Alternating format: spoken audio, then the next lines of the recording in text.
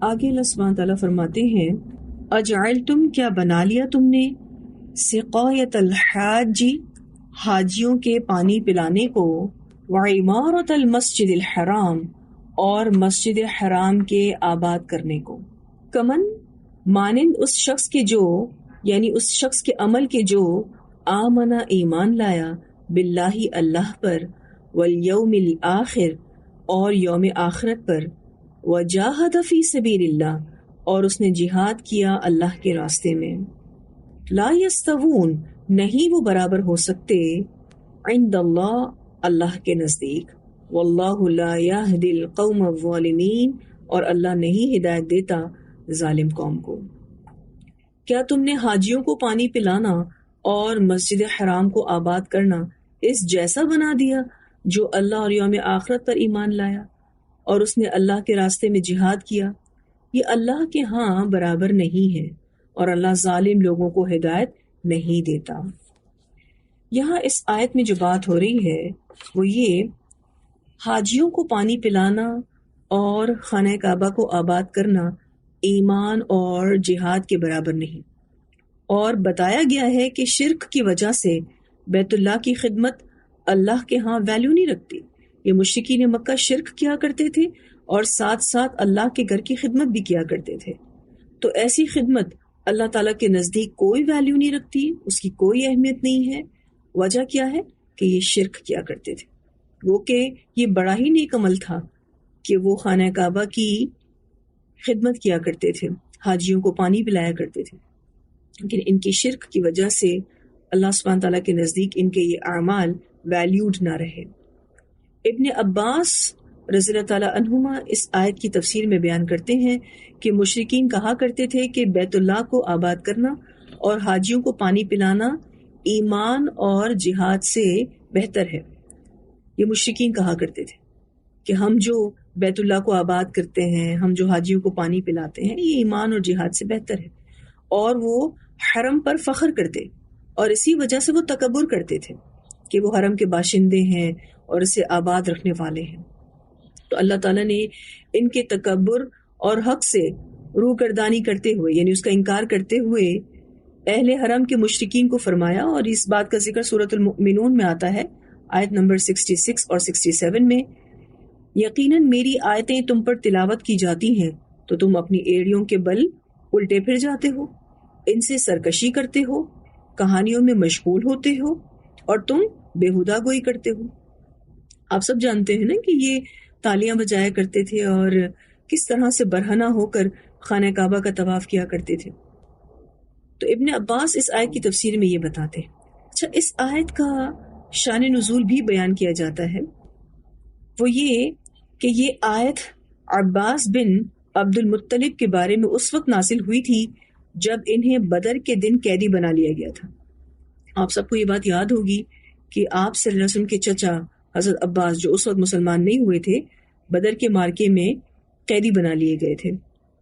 اس وقت انہوں نے کہا تھا کہ اگر تم ہم سے اسلام، ہجرت اور جہاد میں سبقت لے گئے ہو تو کیا ہوا، ہم بھی تو مسجد حرام کو آباد رکھتے ہیں، حاجیوں کو پانی پلاتے ہیں اور فدیہ دے کر قیدیوں کو چھڑاتے رہے ہیں۔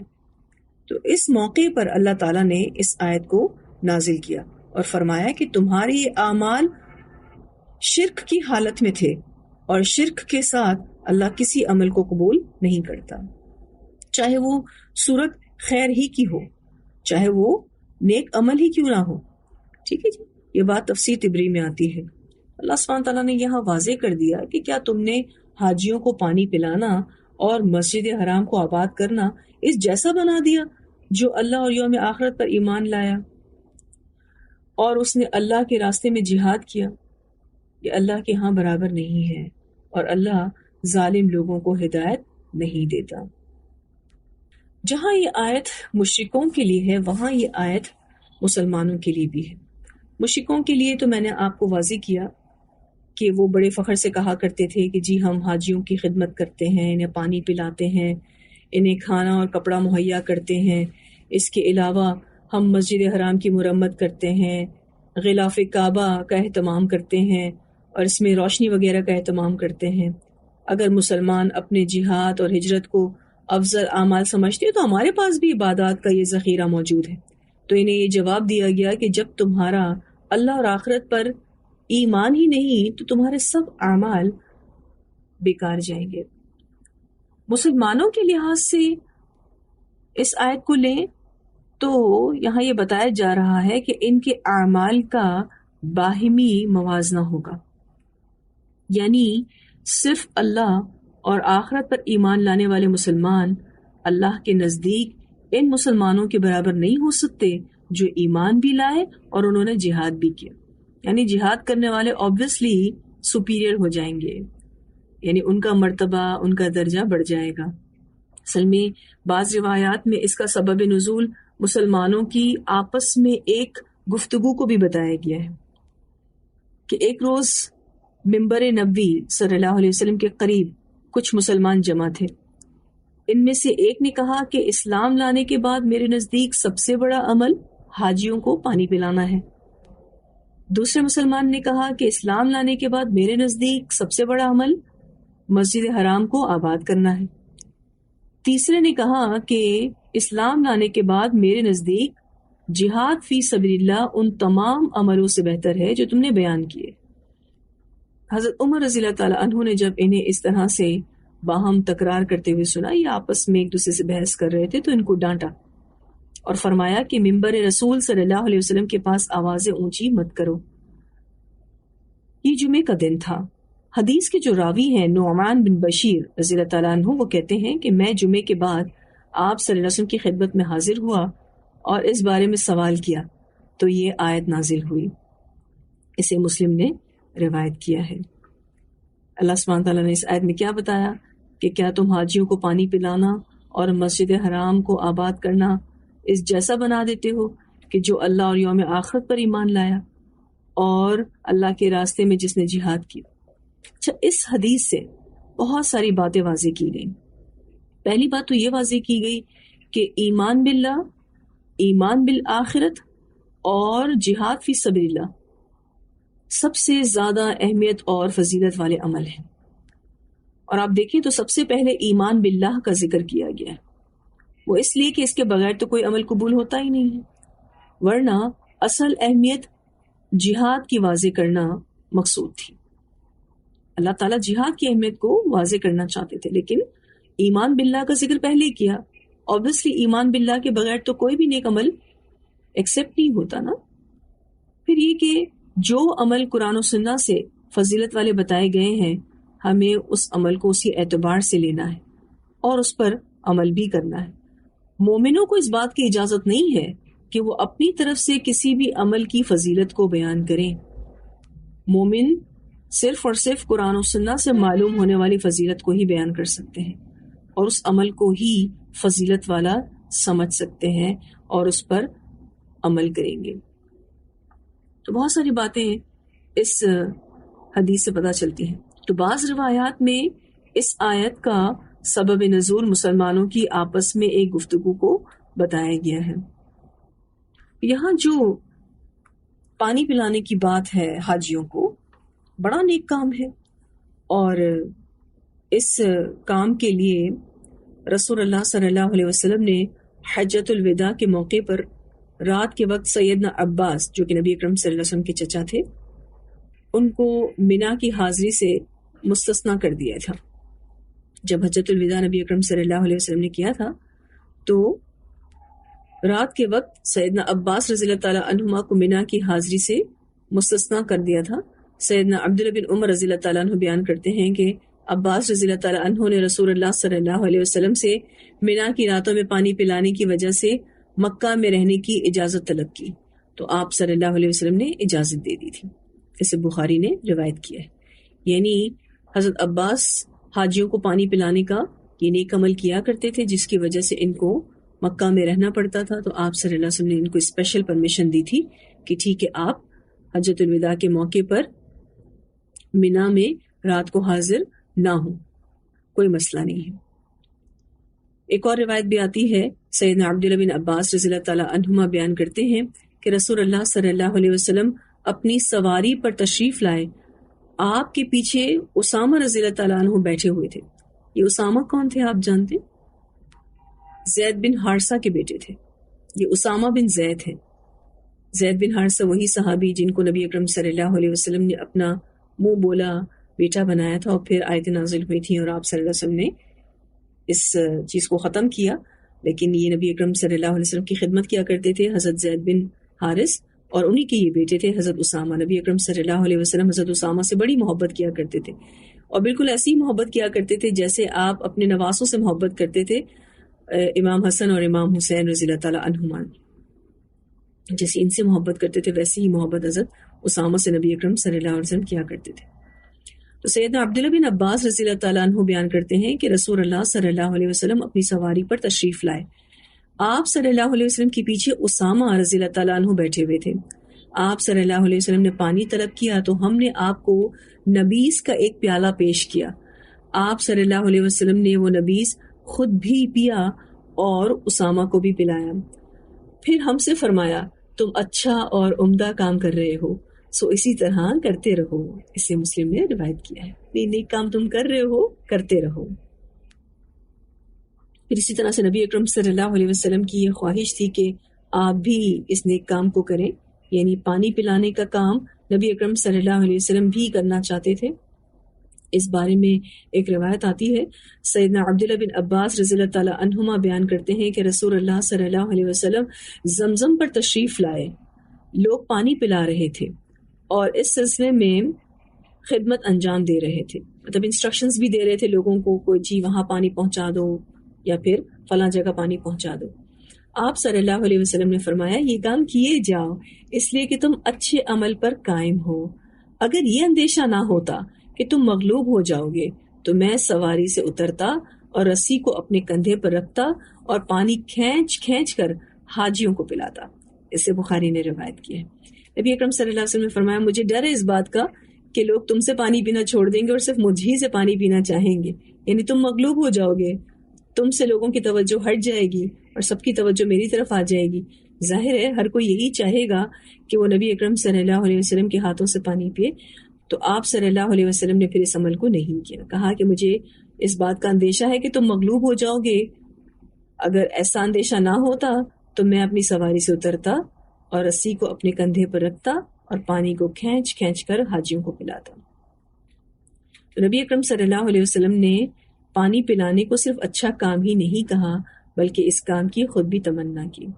یہاں تو بات آ رہی ہے حاجیوں کو پانی پلانے کی، ویسے آپ عام طور پر بھی اس نیک عمل کو کریں تو بڑا ہی اجر و ثواب ہے. ہر جگر کو تر کرنے والے کے لیے اجر و ثواب ہے، یعنی جس نے بھی کسی کو بھی پانی پلایا تو بڑا ہی نیک عمل ہے. پھر آپ دیکھیے کہ یہاں پر ایک دوسرا نیک عمل جو بتایا گیا کہ مسجد حرام کی آباد کاری کرنا، اس کی تعمیر کرنا. چونکہ مسجد حرام بہت ویلیوڈ مسجد ہے، obviously وہ مرکز ہے، وہ قبلہ ہے، اس لیے وہاں پر عبادتوں کا اجر بھی بہت زیادہ ہے.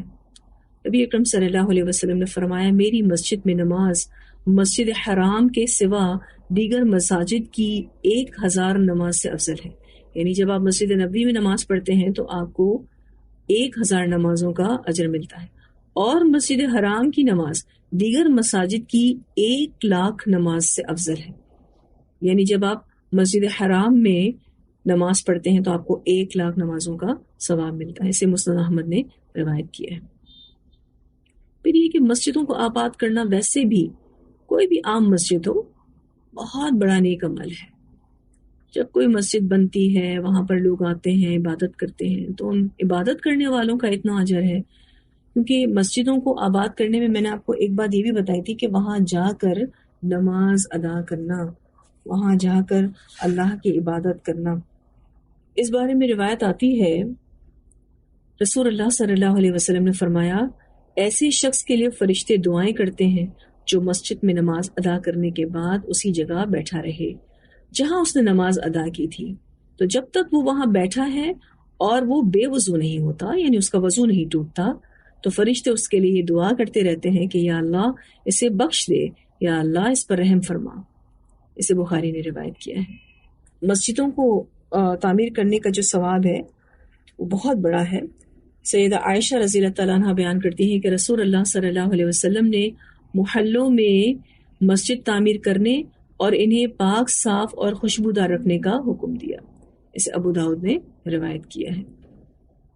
تو مسجدوں کی آباد کاری، مسجد کی تعمیر بڑے ثواب کا کام ہے. اللہ سبحانہ تعالیٰ فرماتے ہیں کیسے کوئی شرک کرنے والا بے شک مسجدوں کی تعمیر کرتا ہو، بے شک حاجیوں کو پانی پلاتا ہو، کیسے وہ برابر ہو سکتا ہے؟ کیسے اس شخص کے عمل کے برابر ہو سکتا ہے جو اللہ پر ایمان لایا، جو یوم آخرت پر ایمان لایا اور جس نے جہاد فی سبیل اللہ کیا. اللہ تعالیٰ فرماتے ہیں لا یستوون عند اللہ، نہیں وہ برابر ہو سکتے اللہ کے نزدیک. واللہ لا یہدی القوم الظالمین، اور اللہ ہدایت نہیں دیتا ظالم قوم کو. یہاں جو یہ بات کہی گئی لا یستوون عند اللہ، نہیں وہ برابر ہو سکتے اللہ کے نزدیک، اس بارے میں ایک روایت بھی آتی ہے. سیدنا معاذ بن انس جوہنی انصاری رضی اللہ تعالیٰ عنہ بیان کرتے ہیں کہ رسول اللہ صلی اللہ علیہ وسلم نے ایک لشکر روانہ کیا. تو آپ صلی اللہ علیہ وسلم کے پاس ایک عورت آئی اور کہا یا رسول اللہ صلی اللہ علیہ وسلم، آپ نے لشکر روانہ کیا ہے اور میرا شوہر جہاد پر چلا گیا ہے.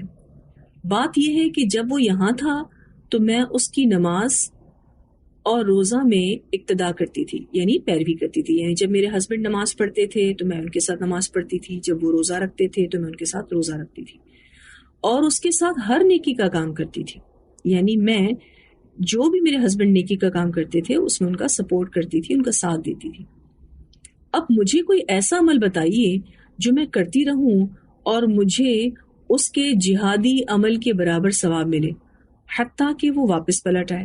یعنی جب تک وہ واپس آئیں گے تب تک مجھے بھی جہاد والے عمل کا برابر ثواب ملے.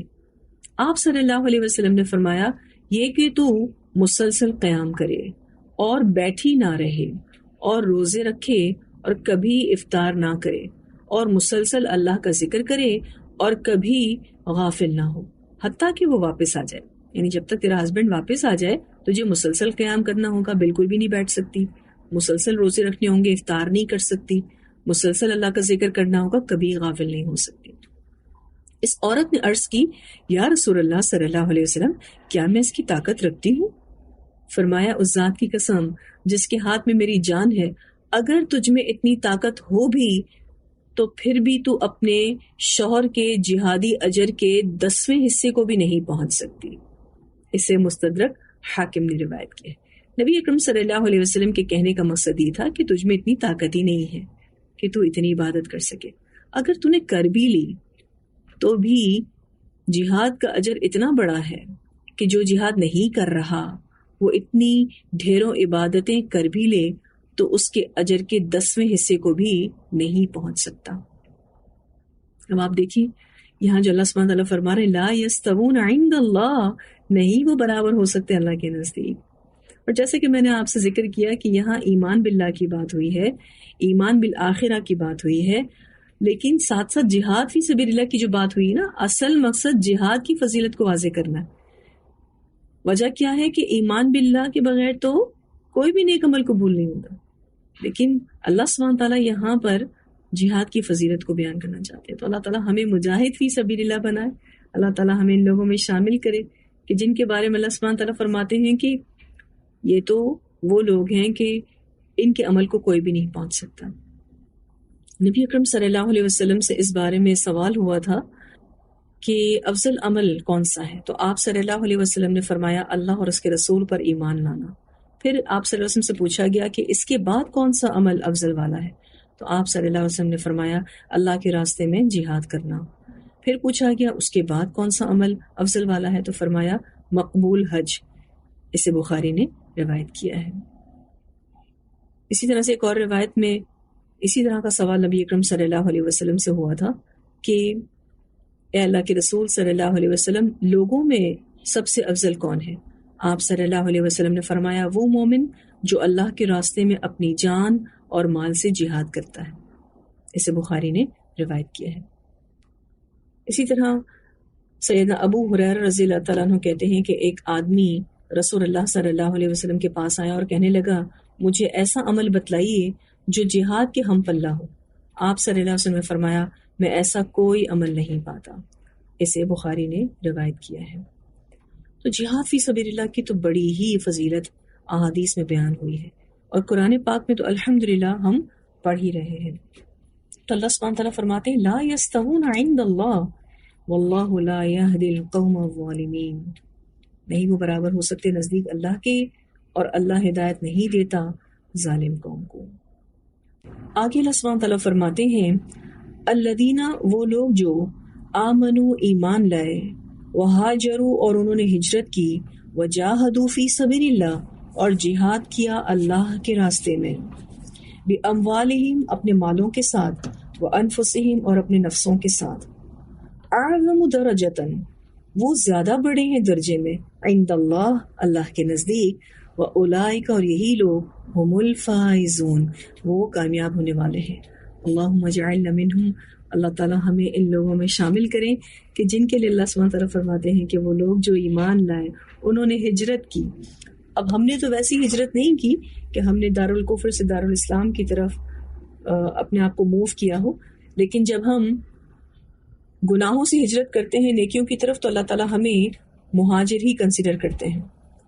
اللہ سبحانہ تعالیٰ فرماتے ہیں جو لوگ ایمان لائے اور انہوں نے ہجرت کی اور اللہ کے راستے میں اپنے مالوں اور اپنی جانوں کے ساتھ جہاد کیا، اللہ کے ہاں درجے میں بہت زیادہ بڑے ہیں، اور یہی لوگ کامیاب ہونے والے ہیں.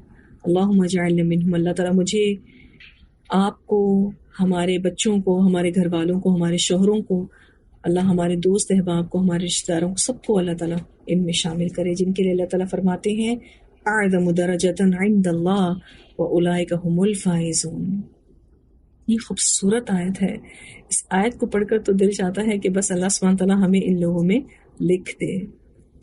بخاری کی روایت میں آتا ہے نبی اکرم صلی اللہ علیہ وسلم نے فرمایا اللہ تعالیٰ کے راستے میں گزرنے والی ایک صبح یا ایک شام دنیا اور جو کچھ اس دنیا میں ہے اس سے بہتر ہے. آپ بتائیے کتنی بار پڑھ چکے ہیں ہم اس حدیث کو، الحمدللہ. اور جب جب اس حدیث کو پڑھتے ہیں ایک خوشی ہوتی ہے الحمدللہ کہ اللہ تعالیٰ نے ہمیں ان لوگوں میں شامل کیا ہے کہ ہم اللہ کے راستے میں نکلنے والے ہیں. اللہ تعالیٰ کا اس پر شکر اور احسان ہے کہ اللہ تعالیٰ نے ہمیں بہت سارے لوگوں میں یہ فضیلت دی ہے کہ ہم دین کا کام کرتے ہیں. کچھ لوگ پڑھا کے، کچھ لوگ پڑھ کر، کچھ لوگ سامنے بیٹھ کر دین کا کام کرتے ہیں، کچھ لوگ پردے کے پیچھے رہ کر دین کا کام کرتے ہیں. سارے کے سارے مجاہد فی سبیل اللہ ہیں. یہ جہاد جو ہے اتنا بڑا نیک عمل ہے کہ اللہ سبحانہ تعالیٰ فرماتے ہیں کہ اگر کوئی بھی ٹائم آپ نے دن کا دیا ہے جہاد فی سبیل اللہ کے لیے، خواہ وہ مارننگ ہو یا ایوننگ ہو، آپ نے وہ عمل کیا ہے کہ اتنی بڑی دولت، اتنا بڑا اجر و ثواب، اس کو اگر کمپیریزن کیا جائے تو وہ دنیا و ما فیہا سے بہتر ہے الحمدللہ. اور ہم نے جو بخاری کی روایت میں اس سے پہلے بھی پڑھا ہے کہ اللہ تعالیٰ نے مجاہد فی سبیل اللہ کے لیے 100 درجے جنت کے تیار کر رکھے الحمدللہ. یہ 100 درجے صرف اور صرف مجاہد فی سبیل اللہ کے لیے، اور ہر 2 درجوں کے درمیان آسمان اور زمین کے برابر فاصلہ ہے. پھر اللہ سبحانہ تعالیٰ یہ بھی کہتے ہیں کہ جب بھی جنت کا سوال کرو تو جنت الفردوس مانگا کرو. یہ تمام جنتوں کے درمیان سب سے عالی شان جنت ہے، اور اس کے اوپر رحمان کا عرش ہے، اور اسی سے جنت کی نہریں پھوٹتی ہیں. اللہم اجعلنا منہم، اللہ تعالیٰ ہمیں لوگوں میں شامل کرے جو جنت الفردوس میں اللہ کے پاس والا گھر پائیں.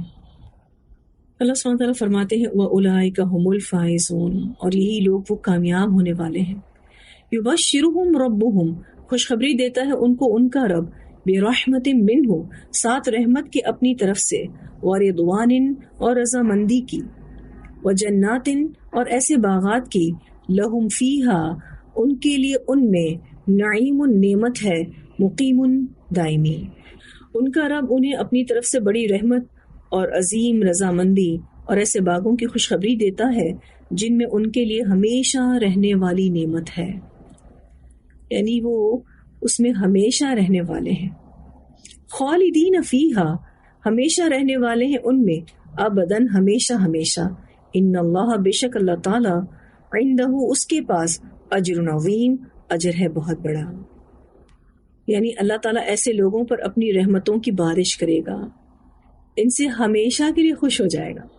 اللہ سبحانہ تعالیٰ ان سب سے راضی ہو جائے گا اور انہیں نہ ختم ہونے والی نعمتوں والی جنت میں داخل کرے گا، جن میں وہ ہمیشہ رہیں گے، کبھی بھی وہاں سے نہیں نکالے جائیں گے۔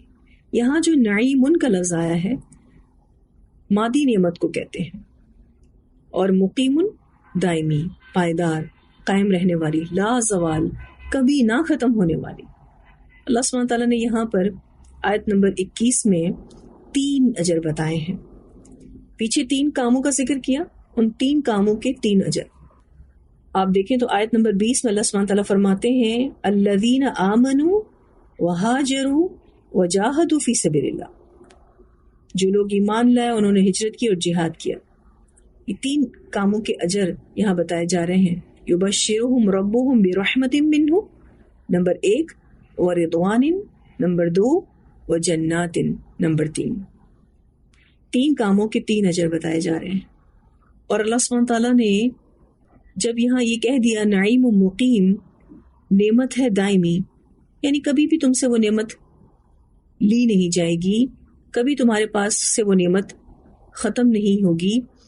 اس کے بعد اللہ تعالیٰ کا یہ کہنا خالدین فیہا، ہمیشہ رہنے والے ہیں ان میں، اور پھر اتنا بھی کہنا کافی تھا، لیکن ابداً کہہ کر جنت میں جانے والوں کی خوشی میں اور اضافہ کیا جائے گا، خالدین فیہا ابدا، جیسے کوئی کہتا ہے نا آپ اس میں ہمیشہ رہیں گے، ہمیشہ ہمیشہ۔ ان اللہ عندہ اجر عظیم، بے شک اللہ تعالیٰ کے پاس اجر ہے بہت بڑا۔ آج آپ دیکھیں تو کتنے ہی لوگ آخرت کی فکریں چھوڑ کر آج اس دنیا کی فکریں کیے ہوئے ہیں، ان کا سارا غم اس دنیا کو لے کر ہی ہے، وہ ہمیشگی کے فائدے پر فوکس ہی نہیں۔ جو بھی ہمیشگی کے فائدے پر فوکس ہوگا وہ لازماً جہاد کرے گا، لازماً ہجرت کرے گا۔ اب وہ ہجرت تو نہیں رہی کہ آپ دارالکفر سے دارالایمان کی طرف جائیں، لیکن اپنے گناہوں سے ہجرت کر کے ایمان کی طرف آنا، نیک کام کی طرف آنا۔ تو سچا مومن وہ ہے جو کوشش کرے، اللہ سبحانہ تعالیٰ اس کو بہترین اجر و ثواب عطا کرے گا۔ پھر آپ دیکھیے کہ ان اللہ عندہ اجر عظیم کہہ کر جنت میں جانے والوں کی خوشی میں اور اضافہ کیا گیا کہ اللہ کے پاس اجر بہت بڑا ہے، کیونکہ اللہ بہت بڑا ہے، اللہ اپنی شان کے مطابق پھر اجر و ثواب بھی دے گا۔ اور پھر اللہ کے راستے میں شہادت نصیب ہو جائے تو کیا ہی بات ہے۔ اس بارے میں تو ہم کئی بار پڑھ چکے۔ ایک روایت آتی ہے، سیدنا انس رضی اللہ تعالیٰ عنہ بیان کرتے ہیں کہ رسول اللہ صلی اللہ علیہ وسلم نے فرمایا جنت میں پہنچ جانے والا کوئی ایک شخص بھی ایسا نہیں ہوگا جو دنیا میں واپس آنا اور دنیا کی کسی چیز کو حاصل کرنا پسند کرے سوائے شہید کے۔ یعنی اگر کوئی مرنے کے بعد یہ خوشخبری پا لیتا ہے کہ اس کو جنت ملے گی تو وہ کبھی بھی دنیا میں واپس آنا نہیں چاہے گا، نہ دنیا کی کسی چیز کو حاصل کرنا پسند کرے گا سوائے شہید کے۔ آپ صلی اللہ علیہ وسلم نے فرمایا وہ تمنا کرے گا کہ دنیا میں لوٹ جائے اور 10 بار یعنی 10 بار اللہ کی راہ میں قتل کیا جائے، کیونکہ وہ شہادت کی قدر و قیمت اور اس کی خوبیاں دیکھ چکا ہوگا۔ اسے بخاری نے روایت کیا ہے۔ اللہ تعالیٰ ہمیں بھی اپنے راستے میں شہادت کی موت نصیب کرے۔ حضرت عمر واقعی جو دعا کیا کرتے تھے نا، ان کو پتا تھا کہ یہ دعا بہت امپورٹنٹ ہے، اللہ تعالیٰ مجھے اپنے راستے میں تو شہید کر اور اپنے نبی کے شہر میں موت نصیب کر۔ ان کو پتا تھا یہ دونوں چیزیں بہت ہی فضیلت والی ہیں، جس کو مل جائے۔ میں نے آپ کو ذکر بھی کیا تھا اس سے پہلے کہ حضرت عمر سے لوگوں نے پوچھا کہ آپ شہادت مانگتے ہیں، وہ تو میدان جنگ میں ہوگی، تو آپ کیسے کہتے ہیں کہ آپ کو رسول اللہ صلی اللہ علیہ وسلم کے شہر یعنی مدینہ میں بھی موت نصیب ہو؟ تو وہ کہتے تھے کہ مجھے پورا مان ہے اللہ تعالیٰ پر کہ اللہ میری دعا کو ضرور قبول کرے گا، اور ایسا ہوا الحمدللہ۔ اللہ تعالیٰ نے ان کو شہادت کی موت بھی دی اور رسول اللہ صلی اللہ علیہ وسلم کے شہر یعنی مدینہ منورہ میں ہی دی۔ تو ہم سب کو بھی اس کی خواہش رکھنی چاہیے کہ ہم اللہ تعالیٰ کے راستے میں ہی اپنی جانیں قربان کر دیں۔ اللہ کے راستے میں جو شہید ہوگا اس کو خوبصورت ترین گھر دیے جائیں گے۔ رسول اللہ صلی اللہ علیہ وسلم نے فرمایا میں نے آج رات خواب میں دیکھا کہ 2 شخص میرے پاس آئے اور مجھے ایک درخت پر چڑھا کر لے گئے، اور ہم ایک خوبصورت اور بہترین گھر میں داخل ہو گئے جس سے زیادہ خوبصورت گھر میں نے نہیں دیکھے۔ ان دونوں نے مجھے بتایا کہ یہ شہیدوں کے گھر ہیں۔ اسے بخاری نے روایت کیا ہے۔ ایک بہت خوبصورت سی کالونی بنی ہوئی تھی جنت میں، جو کہ obviously فرشتے آئے تھے نبی اکرم صلی اللہ علیہ وسلم کو دکھانے کے لیے، اور انبیاء کے خواب سچے ہوتے ہیں، وحی پر مبنی ہوتا ہے. نبی اکرم صلی اللہ علیہ وسلم کو بذریعہ وحی بتایا گیا کہ جو بھی اللہ کے راستے میں شہید ہوگا اللہ اس کو خوبصورت ترین گھر دے گا جنت میں، اور یہی اصل کامیابی ہے. تبھی کہا جا رہا ہے وَأُولَٰئِکَ هُمُ الْفَائِزُونَ يُبَشِّرُهُمْ رَبُّهُم بِرَحْمَةٍ مِّنْهُ وَرِضْوَانٍ وَجَنَّاتٍ لَهُمْ فِيهَا نَعِيمٌ مُّقِيمٌ خَالِدِينَ فِيهَا أَبَدًا إِنَّ اللَّهَ عِندَهُ أَجْرٌ عَظِيمٌ. اللہ سبحانہ تعالیٰ ہم سب کو یہ اجر و ثواب نصیب کرے. اللہ ہمیں ان لوگوں میں شامل کرے جو اللہ پر کامل ایمان رکھتے ہوں، اس پر بھروسہ کرتے ہوں، اسی ہی کے سامنے اپنی حاجتوں کو، مشکلوں کو اور پریشانیوں کو رکھنے والے ہوں، اور یوم آخرت پر بھی ایمان لانے والے ہوں، کیونکہ انسان جب آخرت کے دن پر کامل ایمان رکھتا ہے تو ہی اس کا عمل درست رہتا ہے، اور اللہ کے راستے میں جہاد کرنے والے ہوں. اللہ ہم سب کو بہترین عمل کرنے کی توفیق عطا فرمائے. آج ہم اپنی تفسیر کو اتنا ہی رکھیں گے. اس لیسن کو انشاءاللہ ہم اگلی کلاس میں مکمل کریں گے. اتنی آیات کی ہم تلاوت سن لیتے ہیں. ام حسبتم ان تتركوا ولما يعلم الله الذين جاهدوا منكم ولم يتخذوا من دون الله ولا رسوله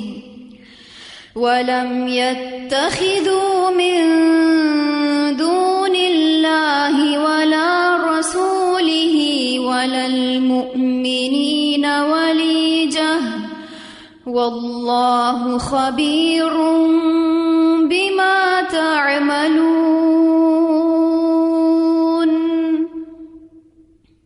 ما كان للمشركين أن يعمروا مساجد الله شاهدين على أنفسهم بالكفر أولئك حبطت أعمالهم وفي النار هم خالدون.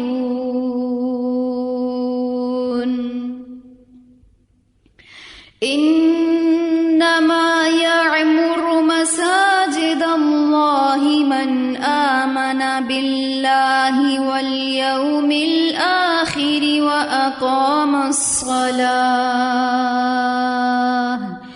وأقام الصلاة وآتى الزكاة ولم يخش إلا الله فعسى أولئك أن يكونوا من المهتدين. أجعلتم سقاية الحاج وعمارة المسجد الحرام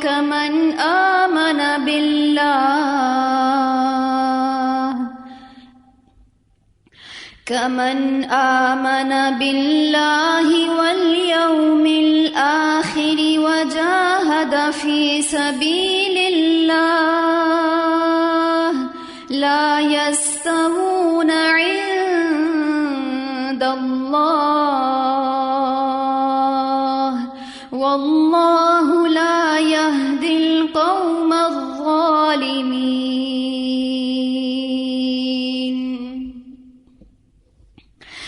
الذين آمنوا وهاجروا وجاهدوا في سبيل الله بأموالهم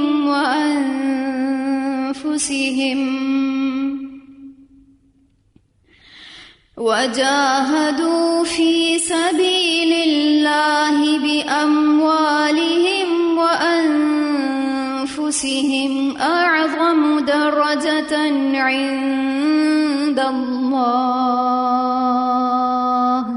وأولئك هم الفائزون.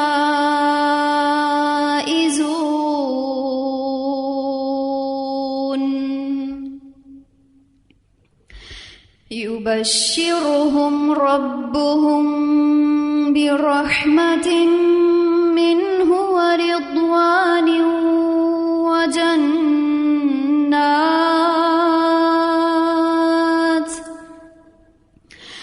وجنات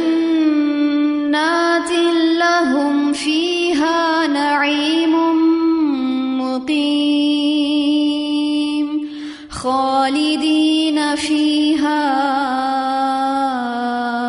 أبدا إن الله عنده أجر عظيم۔ سورہ توبہ کی یہ بہت ہی خوبصورت آیات ہیں، اور اسپیشلی یہ جو اینڈ پہ ہم نے پڑھی ہیں، جس میں ایمان، ہجرت اور جہاد جیسے نیک اعمال کا بتایا گیا، اور ساتھ ساتھ اس کا اجر و ثواب بھی بتایا گیا۔ اللہ تعالیٰ ہم سب کو بہترین عمل کرنے کی توفیق عطا فرمائے۔ ایک اور تلاوت سنتے ہیں ان آیات کی۔ أَمْ حَسِبْتُمْ أَن تُتْرَكُوا وَلَمَّا يَعْلَمِ اللَّهُ الَّذِينَ جَاهَدُوا مِنكُمْ وَلَمْ يَتَّخِذُوا مِن دُونِ اللَّهِ وَلَا رَسُولِهِ وَلَا الْمُؤْمِنِينَ وَلِيجَةً وَاللَّهُ خَبِيرٌ بِمَا تَعْمَلُونَ۔ مَا كَانَ لِلْمُشْرِكِينَ أَن يَعْمُرُوا مَسَاجِدَ اللَّهِ شَاهِدِينَ عَلَى أَنفُسِهِم بِالْكُفْرِ أُولَئِكَ حَبِطَتْ أَعْمَالُهُمْ وَفِي النَّارِ هُمْ خَالِدُونَ۔ إِنَّمَا يَعْمُرُ مَسَاجِدَ اللَّهِ مَنْ آمَنَ بِاللَّهِ وَالْيَوْمِ الْآخِرِ وَأَقَامَ الصَّلَاةَ وَآتَى الزَّكَاةَ وَلَمْ يَخْشَ إِلَّا اللَّهَ فَعَسَى أُولَئِكَ أَن يَكُونُوا مِنَ الْمُهْتَدِينَ۔ أَجَعَلْتُمْ سِقَايَةَ الْحَاجِّ وَعِمَارَةَ الْمَسْجِدِ الْحَرَامِ كَمَنْ آمَنَ بِاللَّهِ وَالْيَوْمِ الْآخِرِ وَجَاهَدَ فِي سَبِيلِ اللَّهِ لَا يَسْتَوُونَ عِندَ اللَّهِ وَاللَّهُ لَا يَهْدِي الْقَوْمَ الظَّالِمِينَ۔ الَّذِينَ آمَنُوا وَهَاجَرُوا وَجَاهَدُوا فِي سَبِيلِ اللَّهِ بِأَمْوَالِهِمْ وَأَنفُسِهِمْ أَعْظَمُ دَرَجَةً عِندَ اللَّهِ وَأُولَئِكَ هُمُ الْفَائِزُونَ۔